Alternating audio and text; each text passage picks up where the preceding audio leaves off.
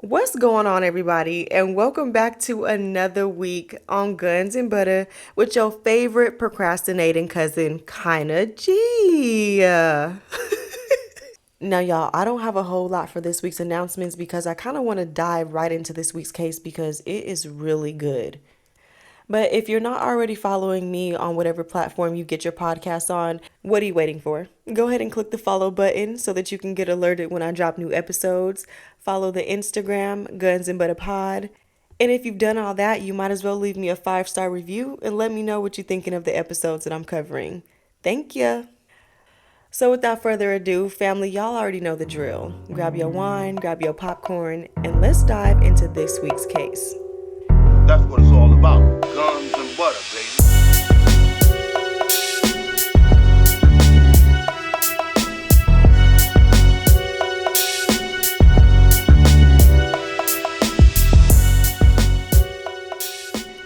All right, cousins, before we dive in, I do want to give you guys a forewarning that this case involves very graphic, violent details to the victim.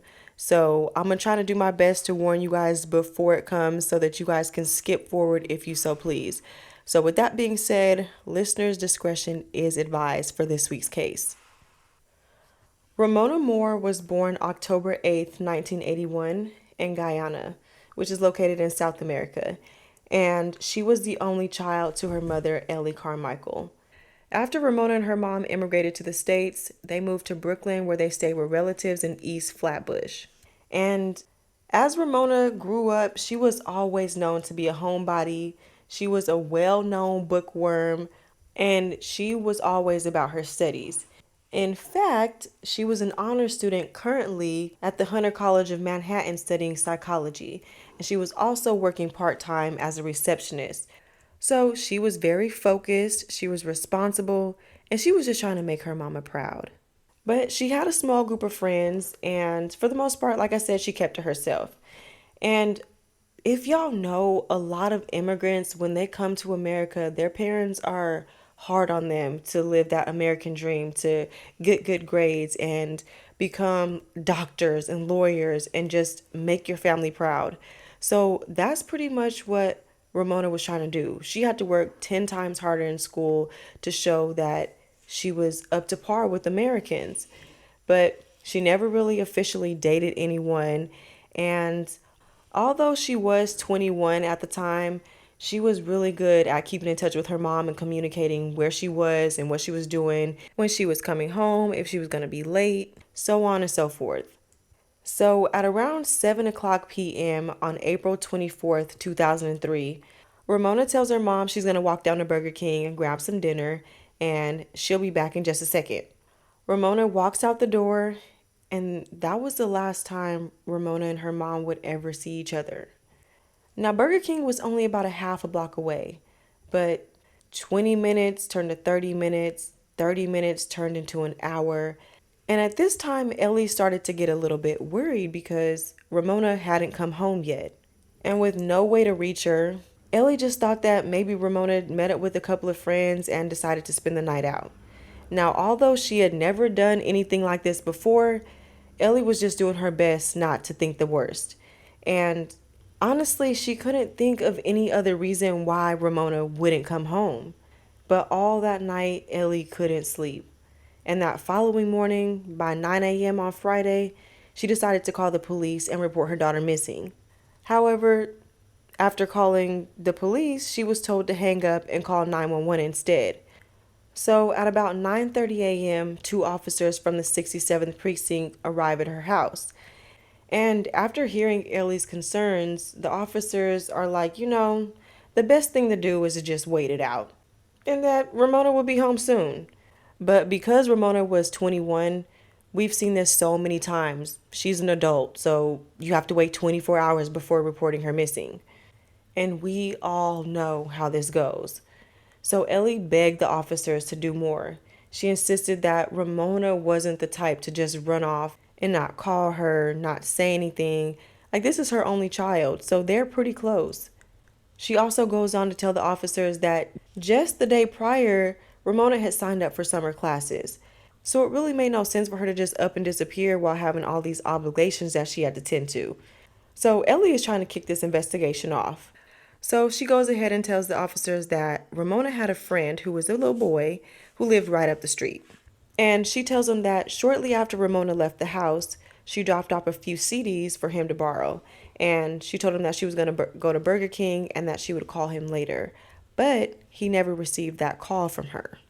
So instead of doing what Ellie expected the officers to do, which was go and speak to this young man and start investigating her daughter's disappearance, the officers took down the complaint and they told her that this was just simply for informational purposes only, and it's not an official missing persons report. And from there, she was instructed to call the 67 precinct at 7 o'clock that evening if she still hadn't heard anything back from Ramona. So that Friday, the hours just came and went, and there was still no word from Ramona. So at exactly 7 o'clock p.m., like she was instructed, Ellie calls the precinct to let them know she still hadn't heard anything back from Ramona. So at this time, she's talking to a detective by the name of Detective Hen. And he pretty much reprimands her and tells her that the responding officer shouldn't have even taken a report in the first place because she was not 16 or younger, and a missing report can't be done until after 24 hours. So, furthermore, Detective Hen suggests that Ramona was probably just off with a boyfriend. Ugh, I hope y'all are feeling the irritation, okay? So, the following Saturday, that morning at 9:30 a.m., that little informational report that the officers took was closed by the NYPD.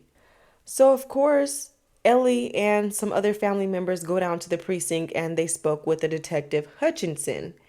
And they asked him for help in finding Ramona. Maybe we can speak to another officer because these two other officers just were no help. So they asked that officer to follow up with Ramona's friend, who was the last person to see her. But Detective Hutchinson repeats the same thing that Detective Hen told him, that there was nothing that they can do, and Ramona was 21 years old.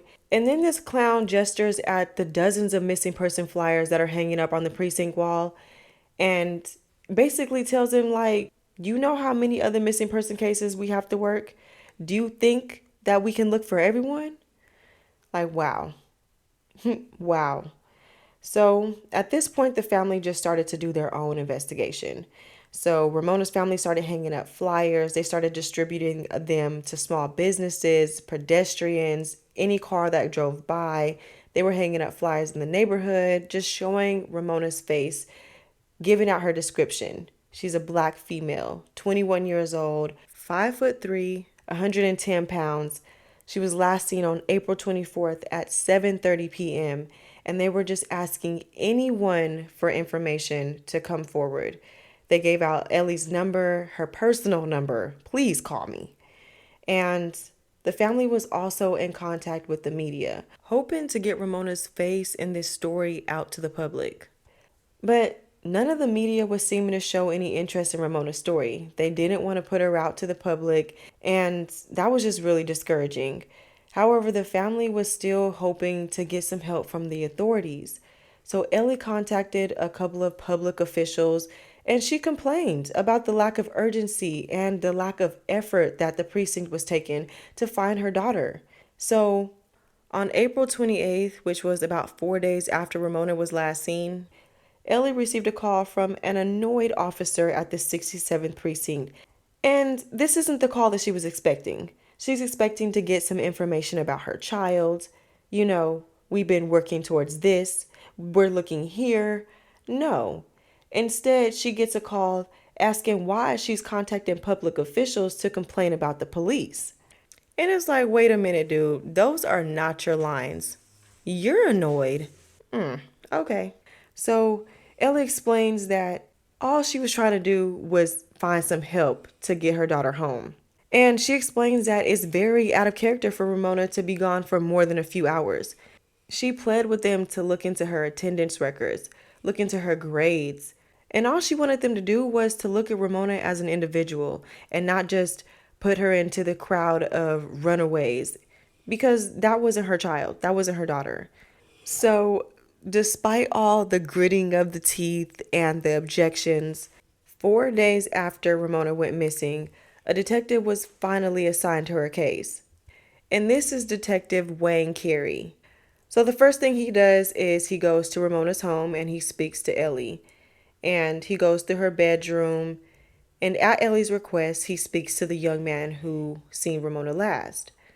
He also goes ahead and he stops by the Burger King and he asks the staff if they had seen anyone matching Ramona's description on the evening of April 24th.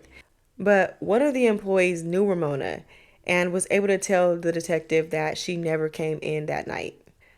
Okay, boom. So from here we have a partial timeline. Ramona was alive and well at 7:30 p.m. when she left her friend's house after dropping off the CDs. She heads towards Burger King. She's on foot and this is her neighborhood, so she knows it well. So what happened between the time she left her friend's house and walking a couple blocks to get to Burger King? So from there, detectives look into Ramona's bank account, and it shows that she did withdraw $60 the day she went missing. But since then, there had been no activity. But it's like if she had voluntarily run away like the police were suggesting, she wasn't about to get far with $60. So as the days passed, Ellie just prayed and prayed for Ramona's safe return. And she was going through all of Ramona's friends, but she didn't have that many friends. Like, she was a homebody. She was trying to think of anybody that Detective Carey could possibly talk to find out where Ramona is. So she ends up telling Detective Carey that Ramona has a guy friend who lives in Rhode Island. And immediately she gets this hint that he's annoyed. And he's like, "You told me that she didn't have a boyfriend." And she's like, "Well, she doesn't have a boyfriend. He's a boy that's a friend." And she knew then that Detective Carey had already made up his mind about who her daughter was.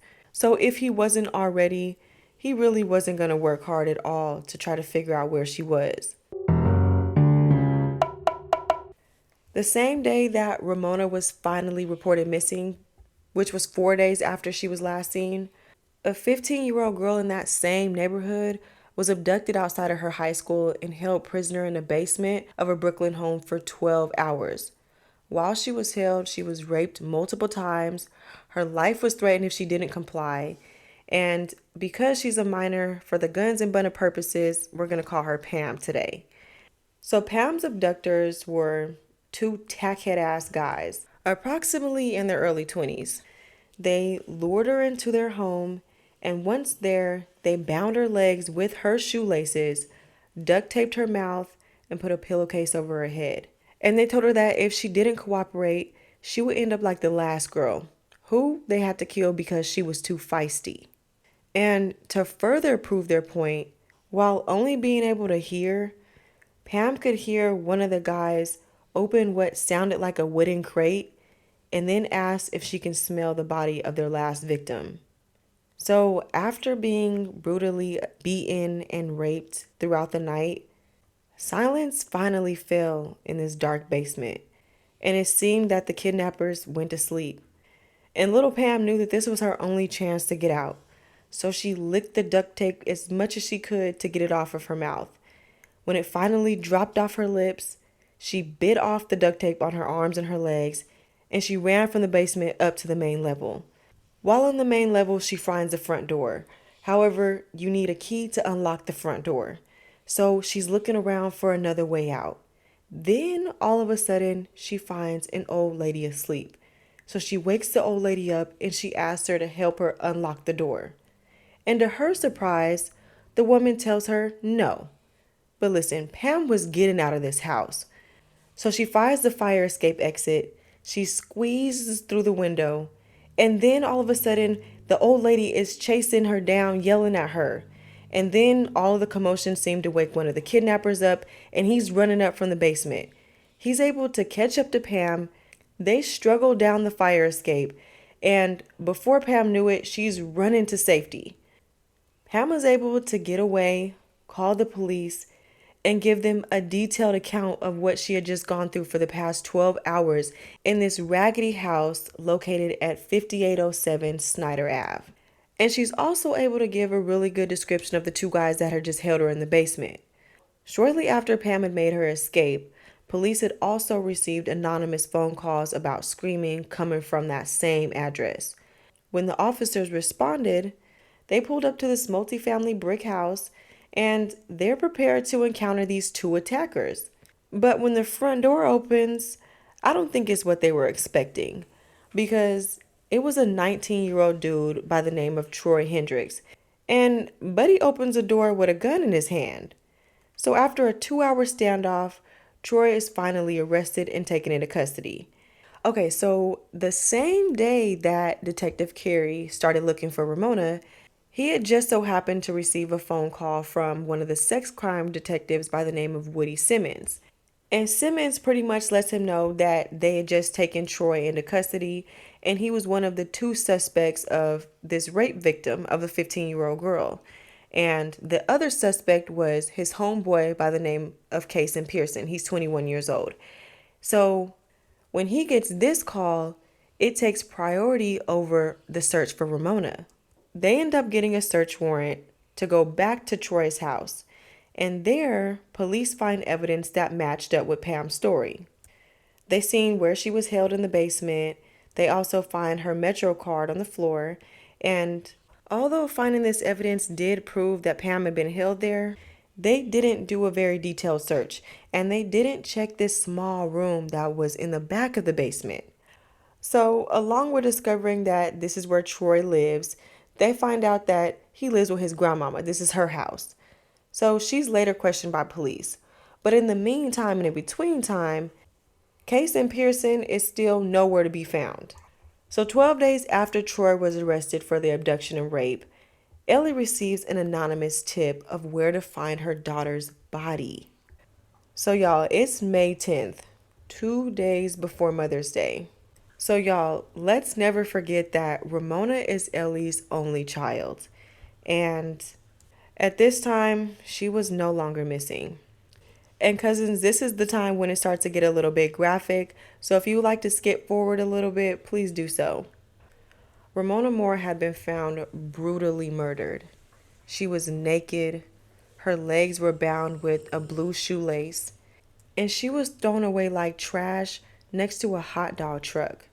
And as Ellie's worst nightmares came true, the crime scene at the abandoned building where Ramona's body was found was being processed, and the investigation into her murder had officially begun. So it had been nearly 2 weeks since Pam escaped from that house. And by this time, police were starting to connect the dots and they were finding similarities between Pam's case and Ramona's. So after Ramona dropped off the CDs at her friend's house, she had to walk down Snyder Ave past Troy's house, either on her way home or on her way to Burger King. Either way, the location where Ramona's body was found was just a quarter of a mile from Troy's home. So police knew that it was really likely that Ramona was the victim of these two same dusty ass dudes, and that she had probably been killed in that same basement. So of course they needed to find the evidence. Initially, they were curious as to how Ramona's body was transported from the house to the abandoned building. They're thinking the killers would have to have walked down this busy street, and that probably wasn't possible. However, around the back of the abandoned building, police find an alley, and that alley is connected to the back of Troy's house. So, in addition to how close Troy's house was to the abandoned building, they also find out that both Ramona and Pam had been sexually assaulted. Both their mouths had been taped, and they had both been bound with their own shoelaces. So by this time, they get another search warrant and they decide to go back to Troy's house to look for more evidence. So when they get to the house, they first find a chain and a padlock at the bottom of an empty trash can in the yard. They also find tangled in that chain was a blue shoelace that looked to match the same one that was tied around Ramona's legs. And both the shoelaces matched the blue Pumas that Ramona was wearing when she went missing. Now, inside the house, investigators do a more thorough search of this basement. They comb through every inch, every room, and unlike the first check, they find so much more. So in this basement, first off, it's cluttered, it stinks, and It's like a hazard mix of just nasty old furniture, junk, food, drink containers, and the walls are just covered with taped up, inappropriate pictures and posters of naked and tortured women and girls. Now, it looks like these two clowns tried to clean up a little bit. However, it was still really obvious where the bloodstains were on this concrete floor in this small room. And after further looking around, up against the wall sat this wooden box with a hinge on the top of it that looked kind of like a narrow coffin. And they're thinking, is this where Ramona was held? They also find tools like a saw, a hammer, a chisel, pliers, and multiple of these tools look to have noticeable blood on them. So at this time, they now had enough evidence to officially arrest Troy and Kaysen for the abduction and murder of Ramona. So Troy was already being held in the jail. He was arrested for the charges of Pam. But Kaysen's raggedy ass was still on the loose. And y'all, this next part right here is what made me decide to do this case because I just seen a clip on TikTok of this specific interview of this witness and I started digging and I found this case. So, here we go. A few days after the investigators found Ramona's body, an anonymous call came into the precinct from a woman in Maryland, and she tells him that she knows of a possible witness to Ramona's murder. So the witness was a dude that told people he was visiting from Brooklyn in April around the time that Ramona went missing, and he saw a girl chained up in one of his homeboy's basements. And the details that this caller has about the crime hadn't yet been released to the public. So this info was enough for Detective Patrick Rafferty to travel to Maryland to talk to this potential witness. So after a few days, Detective Rafferty is able to track down this witness. And he's a young dude by the name of Ramondo Jack. He's 22 years old. He's from Brooklyn, but he currently lives in Maryland. After talking to the investigators, he tells them that he came down to Brooklyn to visit in April. And of course, when you go home, you got to go back to your old hood. So he goes back to his neighborhood in East Flatbush, where he was raised. And there he runs into one of his old childhood friends by the name of Troy Hendricks and his homeboy by the name of Kaysen Pearson. The three of them are over at Troy's house just kicking it in the living room. And all of a sudden, Troy and Kaysen start bragging to Ramondo about how they, quote, effed a girl up and they had her in the basement.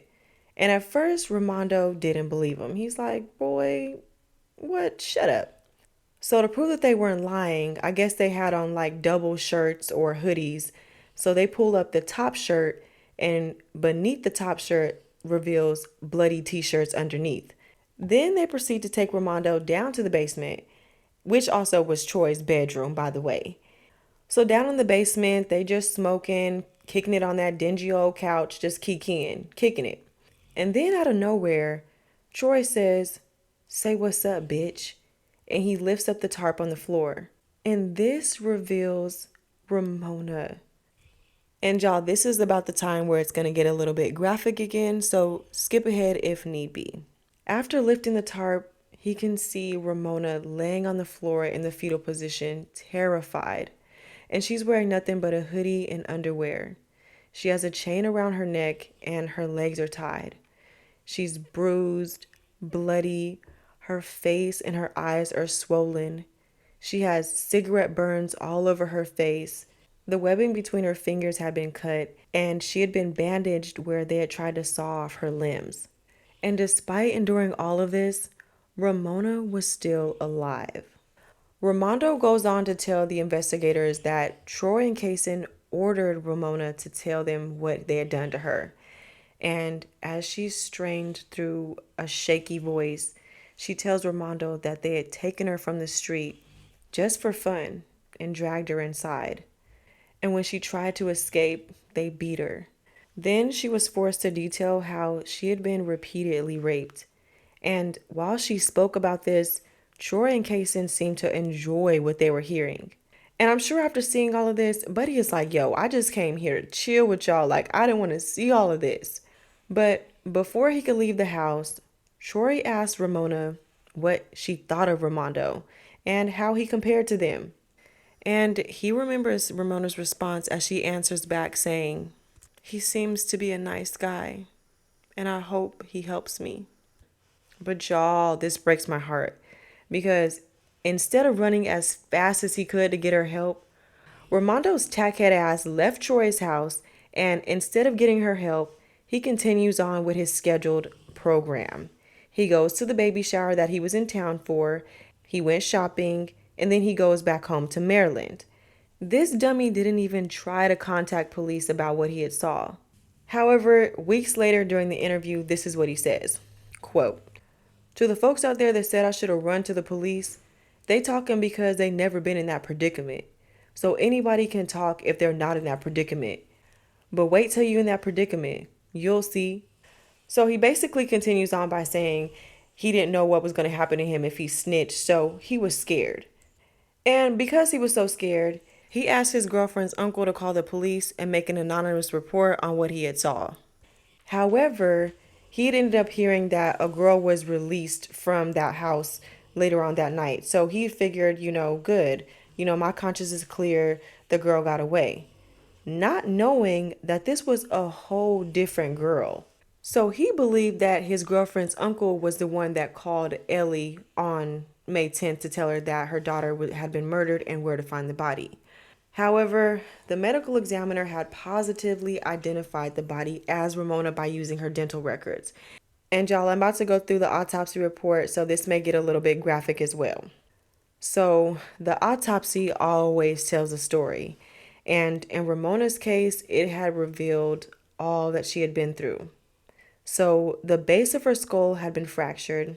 She had a shattered jaw, cheekbones, nose, and other facial bones. Her ribs were broken. She had a fractured hip. She had multiple bruises, and she was sexually assaulted. She also had cuts that indicated that she was assaulted with scissors or other tools. Oh my gosh. Her fingers had been cut off with a handsaw, and her cause of death was ultimately due to multiple blows to her head and chest with a hammer. Y'all, it's getting a little heavy in here, so let's take a quick break. Also, don't forget to leave me a 5-star review. Make sure you're following on whatever platform you get your podcast on. Share with all your friends and favorite cousins, and follow us on IG. In the days following the discovery of Ramona's body, her family and members of the community showed up at that abandoned building with flowers and candles and photos, handwritten signs, and just showing up for Ramona. And after having to lay her only child to rest, Ellie was angry at how she was treated by the police and how Ramona's case was treated. Because if y'all remember, when she first disappeared, they refused to do an official report. And based off the timeline of events, Ramona had most likely been held in that basement for 4 days. And while she was down in that basement being tortured and assaulted, these bozos of police officers were telling Ellie that her daughter had probably run off with a boyfriend. So while the investigation was still ongoing, Ramona's loved ones marched to the 67 precinct holding up signs and protesting justice for Ramona and that Detective Carey must go.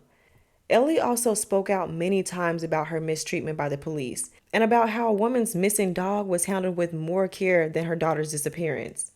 She says, quote, "I don't see any other reason but race and class. If it was a white kid, they would have never done this. I had to say to detectives one day, you know, I feel the same emotions and pain as a white person." Years later, in 2008, Ellie did file a lawsuit in federal district court against NYPD. Now, this lawsuit charged the department with racial bias, and ultimately it was dismissed in 2014, but it did happen. So, moving forward, while forensic testing was conducted on all of the evidence collected from Troy's house, investigators decided to circle back and question Troy's raggedy ass grandmama. Because, girl, what in the hell was you doing while these girls was being tortured in your basement? So, during a televised interview with police, this old lady says she never heard a thing.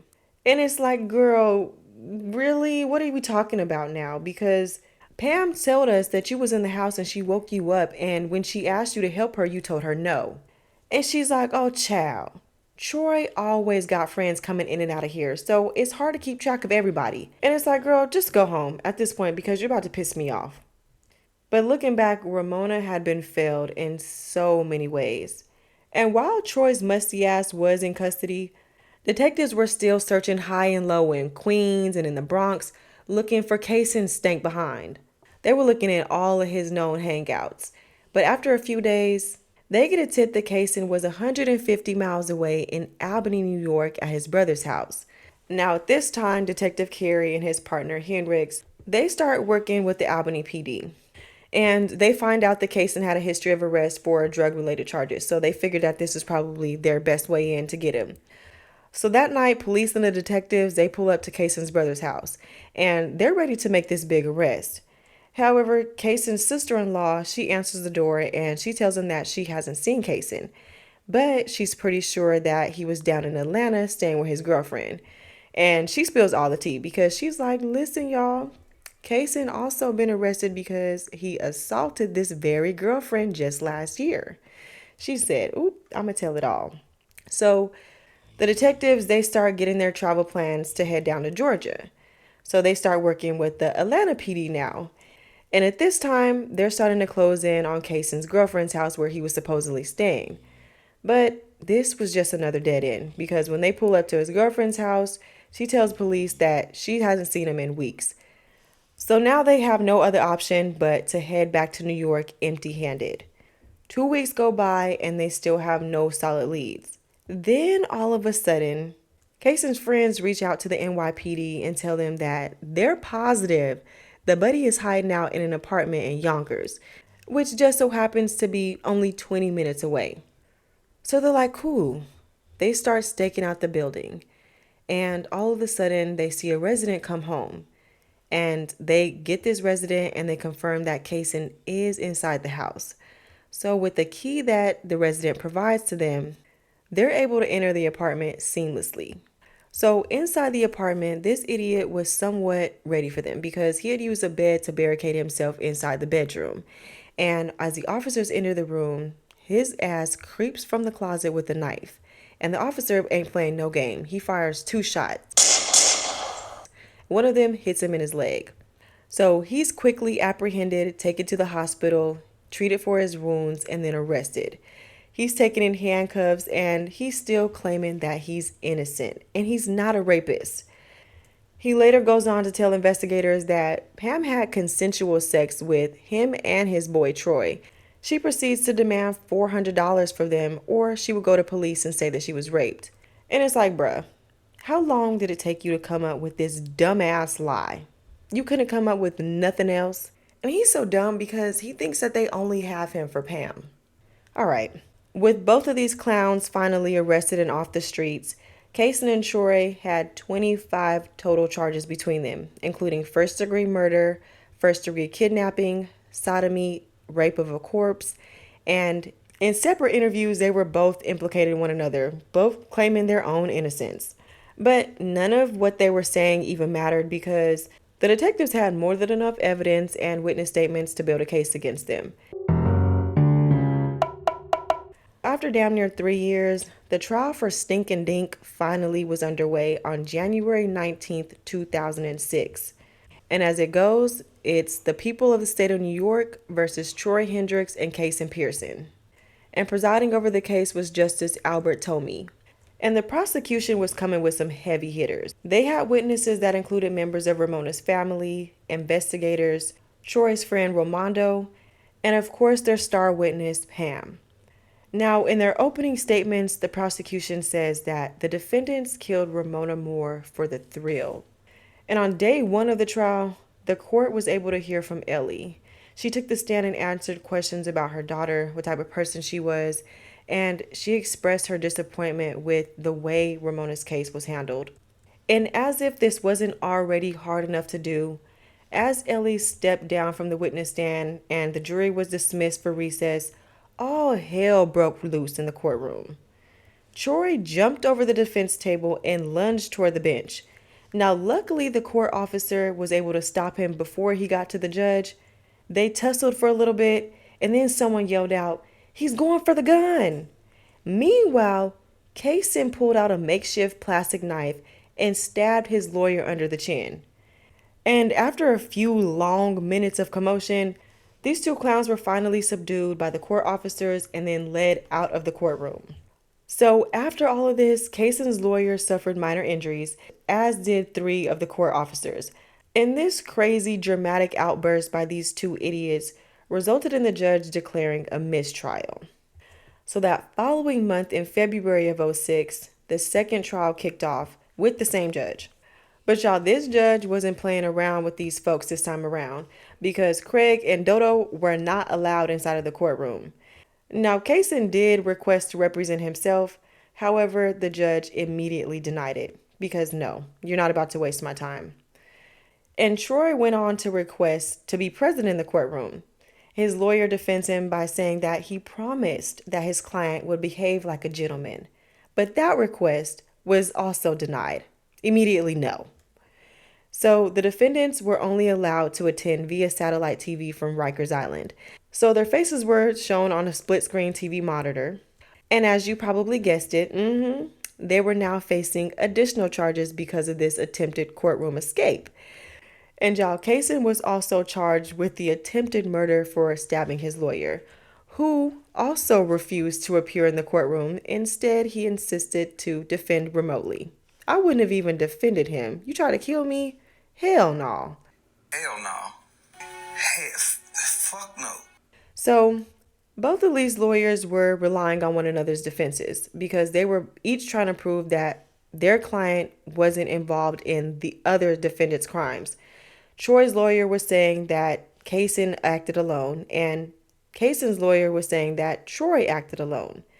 So, while on the stand for 4 hours, Ramondo testified about what he saw in Troy's basement. He answered questions about the defendants, and he went on to describe their demeanors in the basement as, quote, they had a smirk on their faces like no cares. He also testified that Ramona named Troy as her abductor and Kaysen as her main attacker. And the continued theme throughout this case was the lack of urgency taken by the NYPD. Because if they had acted with some sense of urgency and care for Ramona's disappearance, then Pam could have possibly been saved from being abducted and tortured. So that now brings us to Pam's testimony. She gets on the stand and she testified that while she was being held in the basement, she heard her attackers say, quote, they put people on the news for doing stupid shit like jumping off roofs. After this, we better get on the news. So it was pretty clear that they were just doing this to get some notoriety. But moving on to Detective Carey's testimony. He gets on the stand and he's questioned by the defense about how he conducted his investigation. Now, while the raggedy defense tries to paint the picture for the jury that the investigation was flawed, they even reach as far as to cite Ellie's own opinions about the investigation, trying to use that as evidence as to why the defendant shouldn't be found guilty. So while on the stand, Detective Carey admits that Ellie did not like the handling of the case and that she felt like he wasn't doing enough. He then goes on to quote what he told Ellie by saying, quote, I said I've done everything you've asked me to do. I've looked everywhere. I've talked to everyone you wanted me to. I can't find her. I can't find your daughter. She doesn't want to be found. I'm not a magician. I can't pull her out of a hat. And if I could, I would. And after that, I have not spoken to her since. Huh. I wonder why. And to this, Ellie would later go on to say that she hopes that these words haunt him until the day he goes to his grave. So the trial went on to conclude with no further chaos, and on March 23rd, 2006, two separate juries returned with their verdicts. And as both Troy and Kaysen listened from the jail room monitor, these two raggedy, broke, musty, dusty, stank booty clowns, Troy and Kaysen, were both found guilty of first-degree murder, kidnapping, and rape and sodomy for all that they had done to 21-year-old Romona Moore. In addition to that, for the abduction and attack on Pam, both of these idiots were found guilty of kidnapping, rape, and sodomy. And after the verdict was read, the district attorney, Charles J. Hines, reads a statement. He says, quote, I'm hard pressed to find a more evil case, and I'm satisfied that these defendants will never see the outside of a prison cell. So, sentencing took place the following month on April 11th, 2006, and the prosecutor was seeking the maximum sentence for both defendants, stating, quote, "They tortured her physically, sexually, and mentally for hours on hours, not ending until they took her life." Troy was asked if he had anything he wanted to say to the court, and he responded by saying, "You got the wrong man." Now, his good brother Kason was also asked if he would like to say anything to the court, and to this, he spews out all types of curse words, letting everybody know how he feels, cussing out the judge, so on and so forth. And he tells everybody, "I'll see you all in hell." Ramona's aunt Patricia Douglas comes forward and she gives a victim impact statement saying, quote, "You saw her, you looked at her, you could have simply smiled and let her walk by. You could have simply said hi, but you let evil take you. You mutilated her. The pain is unbearable." And with that, Justice Tomney sentenced them both to life in prison without the possibility of parole. Thank you. And in addition to their life sentences, they also received an additional 25 years. But y'all, that's the end of this week's case on the murder of Romona Moore. But before I close out, I want to leave y'all with this. As I was listening to the interview on Ramondo and how he did nothing to help Ramona, it just left me to think like, you know, when someone is a getaway driver to a murder or a bank robbery or whatever, they get the same sentence as the murderer. Why wasn't the same standard held for Ramondo? Because he saw what was going on in that basement and he still chose to walk out of that house and not help Ramona. So why wasn't he held accountable for not doing anything? That's all I'm gonna say. And I also think that if that 15-year-old girl hadn't got away, they would have continued abducting and killing young girls. But y'all, that's the end of this week's case. I hope y'all That's what enjoyed it's it. all And about. as usual, I'll Guns see and y'all butter. back here, same place, same time next week. Ciao.